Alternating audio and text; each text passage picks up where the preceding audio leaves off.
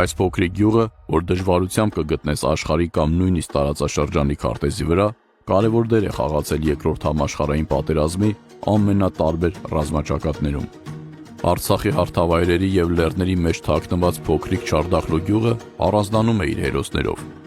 Գյուղի տարածքում և դրա շրջակայքում հայտնաբերված տարբեր դարաշրջանների հուշարձանները վկայում են այն մասին, որ այս տարածքը բնակեցված է եղել դեռևս հնագույն ժամանակներից։ Քանի որ գյուղը գտնվում էր բաց և խոցելի տարածքում, հարձակման դեպքում բնակչությունը դժվարանում էր դիմադրություն կազմակերպել, և երբեմն հայերը ստիպված էին լինում լքել հայրենի գյուղն ու հաստատվել ավելի ապահով վայրերում։ Չնայած գյուղի խոցելի լինելու փաստին, բնակիչները միշտ զբաղվել են նրա շենացմամբ։ 19-րդ դարի վերջին բոլոր տները հիմնականում երկհարկանի էին։ Գյուղն ուներ ջրագիծ, որը բնակիչներն ինքնուրույն էին անցկացրել, ծախսելով 1500 ցարական ռուբլի։ Թաթարների կողմից, այսօր հայտնի որպես ադրբեջանցիներ, հարձակումները գյուղի առօրյա կյանքի մի մասն էին կազմում։ Հարթավայրը պաշտպանել միշտ ավելի դժվար է, և գուցե դա է կոփել չարդախլուցիներին, ովքեր սովոր էին, որ պետք է լինել միշտ պատրաստ։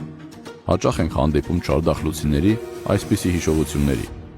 Կրկին թուրքերի ամբոխը ուղղվեց դեպի Չարդախլու։ Պարբերաբար նահանջելով և նորից թարմ ուժերով հարձակվելով, նրանք կանգ չէին առնում